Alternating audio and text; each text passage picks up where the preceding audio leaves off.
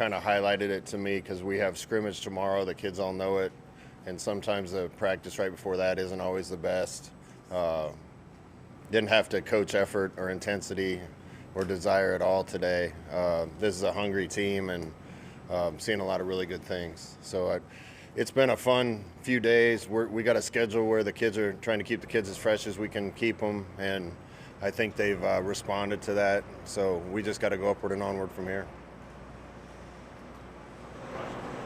How do you feel the offensive line has been going, week and a half into camp? It's going well.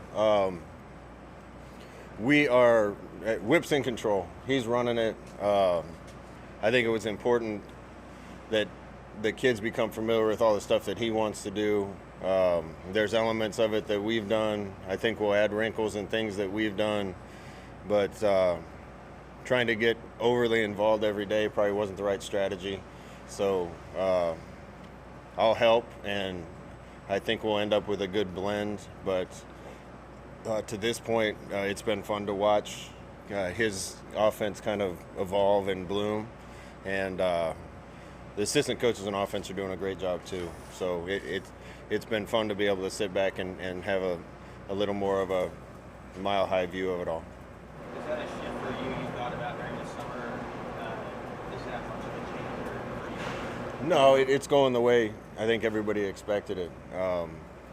If you run any scheme, offensively or defensively, if you run it well and you have good players, you can be good. And having somebody with the experience that these assistant coaches have and the experience Whip has in here brings a lot of ideas and a lot of experience to the table. We just got to keep working to make sure we land in a good place. Talk about the leadership and the effort being exceptional. What does that look like? What are guys doing to make you say that? Our leaders right now are the tough, hard-working guys, and that's what you want. The guys that are working the hardest are the best players, and they're our leaders, and so everybody's got to follow that. They're also the tough guys, and they're setting the standard that everybody else has to follow. So it's fun to see when things are happening out there that aren't up to those guys' standards. Other people hear about it, and a lot of stuff's getting handled by the team that coaches used to have to handle. It's going to be very He should be here soon. What have you seen from Casey? Just his growth since the spring. Yeah, Casey had an off-season procedure done on his thumb. I got to tell you, his play has really risen since spring, and I think that had something to do with it. We got a lot of quarterbacks playing well right now, but I've been really pleased with what I've seen from Casey, and we'll let him keep working. And right now, it's his job to lose. Where have you seen him improve since the procedure, Casey? I just think he has a little more confidence more than anything, but probably a little more zip on the ball and just a little bit of grip on the football, frankly. What are you looking for in tomorrow's scrimmage in terms of special teams stuff? Yeah, we've kind of changed. We don't have, when we scrimmage, on scrimmage days, we don't do live special teams. We get so many days of live hitting and tackling to the ground during camp. It's tough to ask of the guys to do full-speed special teams and full-speed scrimmage. So we'll do offensive and defensive scrimmage and just drill special teams tomorrow, and then we'll get to live special team stuff in a different practice. In the special teams that we've seen so far, how have you seen adjustments and buy-in from those guys? Really helps having Bill Bush full-time here. Just that consistent and constant voice rather than breaking it up, having one guy in charge of it. The detail is really good, and just the effort on special teams. I asked one of the guys going out to practice today what the hardest period of practice was, and they all said special teams. Several of them said special teams. So that means we're putting in the work. That means the guys are buying in and making sure they give good effort there. What's Casey done to separate himself as the guy whose job it is to lose? I don't know if he's separated himself. He's just played well. Other guys have played well too. He's obviously the guy with the most experience that we have. I want him to keep getting better. I want all the guys to keep getting better. We got really good players around, whoever's going to be quarterback, but seeing a lot of consistency and just you can tell he's experienced because he does some things that young quarterbacks don't do. Like what? He does some things young quarterbacks don't do. He has really good feel in the pocket, really good command presence. I know Devin Drew's not here yet, but how have you seen those other new pieces fit in? And the interior of that D-line, how's that kind of shaking out? Yeah, I'd say on our whole team, in the new era of college football here with adding pieces that haven't been on your team for a long time, one of the biggest challenges is making sure it becomes a team.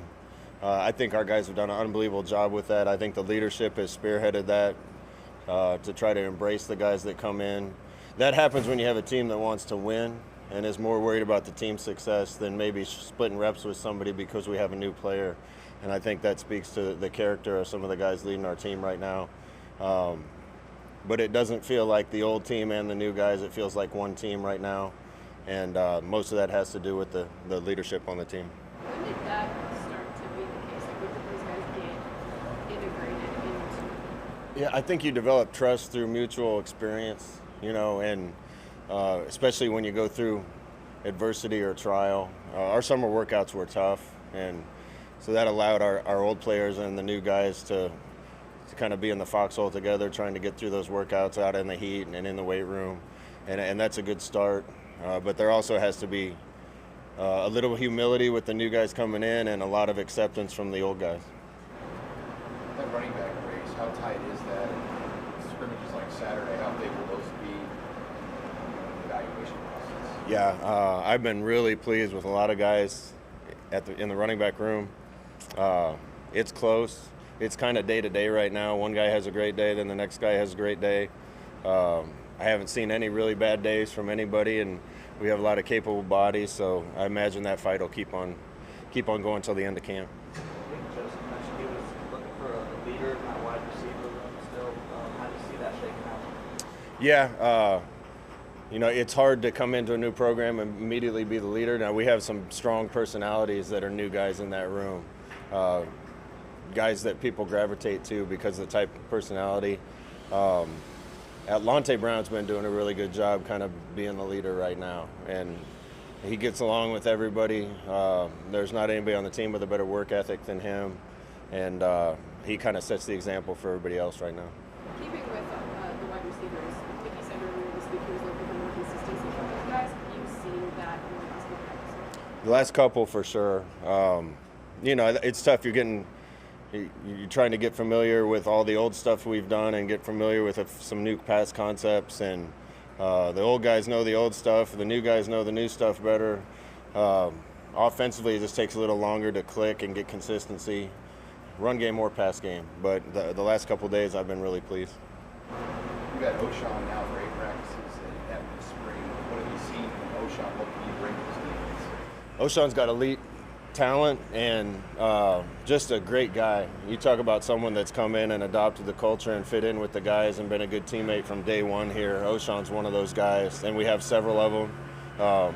Maybe the best thing about getting O'Shawn here is I've really seen Garrett and Caleb and Jamari and Blaze's game step up. And I don't know if him getting added to the equation motivated them or not. Maybe they'd have been doing the same thing, but it's great to watch those guys work.